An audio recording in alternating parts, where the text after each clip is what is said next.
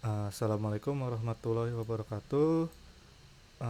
Saya Muhammad Aspai Ramawan dengan NIM 13136240040. Di sini saya akan menjelaskan eh, apa ya?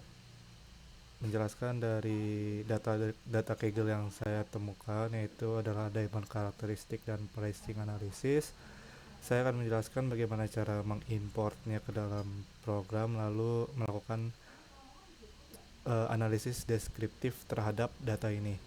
Jadi data ini memiliki uh, sebuah set data yang berisi numerik, itu ada di karat, depth, table, ini x, y, z itu adalah dimensinya, lalu ada price yang merupakan harga dari berliannya. Oke, jadi kita langsung aja. Di sini saya menggunakan Google Colab. Saya sudah mengimport file diamonds.csv-nya. Jadi untuk library yang saya gunakan itu adalah pandas, ya, import pandas spd. Nah, pertama itu kita meloading datanya.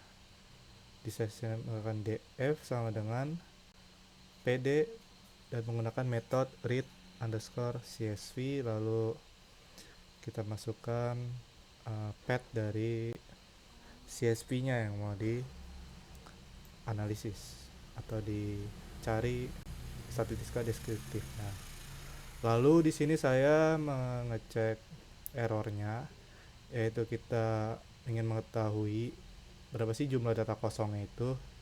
Kita menggunakan metode is null, berarti dia akan mendeteksi data yang nilainya itu nol atau memang gak ada nilainya gitu. Lalu akan dijumlahkan. Oke, selanjutnya kita ngecek apakah ada error atau harga yang tidak sesuai dari kolom harga atau karat, yaitu ketika value-nya itu sama dengan atau kurang dari nol, maka itu tidak mungkin ada gitu, maka itu disebut data yang kosong. Lalu kita cek dimensinya untuk x, y, z nya ini apakah ada gitu dimensi yang nol, karena kemungkinan kalau dimensi yang nol itu ya berarti diamondnya yang enggak ada gitu, atau mungkin saat kecil, tapi pasti kalau kecil ada value nya. Cuman di sini value itu ada nol, jadi harusnya nggak ada. Oke, terus di sini saya ngeprint data mentahnya itu ada berapa, kemudian kita cleaning datanya, terus kita jumlah data bersih sama data yang belum bersih kita buang gitu. Nah, selanjutnya kita lakukan ke statistika deskriptifnya nih, yang dimana kita menggunakan metode describe dari pandas, lalu kita round dengan komanya itu dua di belakangnya, jadi biar gampang dibaca.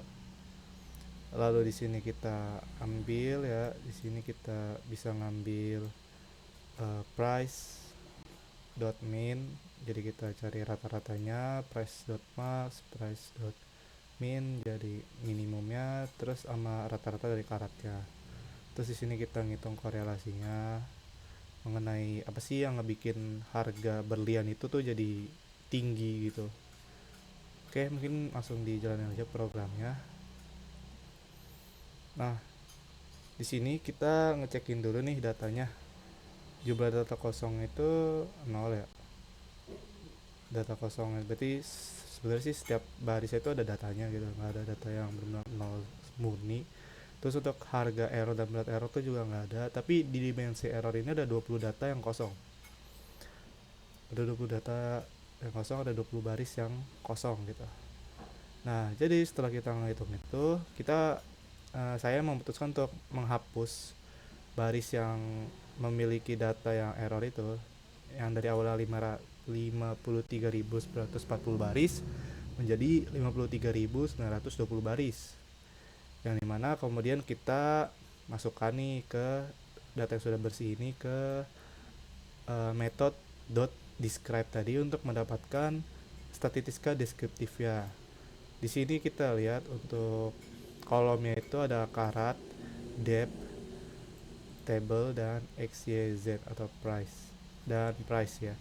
Lalu di sini ada count, ada berapa banyak datanya, dan bisa dilihat ini semuanya sama, berarti datanya sudah bersih dan jumlah datanya pun jumlah datanya sama yang diolah ya. Jadi tidak ada data yang kosong ataupun data yang tidak ada. Lalu rata-ratanya kita bisa lihat di sini. Terus standar deviasinya juga bisa kita lihat di sini. Lalu untuk nilai terendahnya itu bisa kita lihat di sini. Lalu ini ada kuartil 1, 2, 3 ya. Lalu ada data max-nya. Nah, apa sih kesimpulan yang kita dapat? Kita mengetahui bahwa rata-rata harga dari berliannya itu adalah sekitar 3.900-an dolar ya. Itu rata-rata dari berlian. Nah, dengan harga tertingginya itu 18.800 dolar. Nah, dengan harga termurah berliannya itu 326 dolar. Nah, rata-rata berat atau karatnya itu adalah 0,8 karat. Jadi gimana sih apa yang kita ketahui? Yang kita ketahui adalah bahwa price 1 ini adalah value tertingginya sih, dan di bawah ini price itu kan 100% ya. Berarti apa sih yang mempengaruhi price ini? Nah, yang mempengaruhi price ini dalam harganya itu yang paling berpengaruh adalah karat atau berat dari berlian itu sendiri. Jadi semakin tinggi nilai karat dari berlian, maka harganya itu semakin besar. Lalu ada di dimensinya.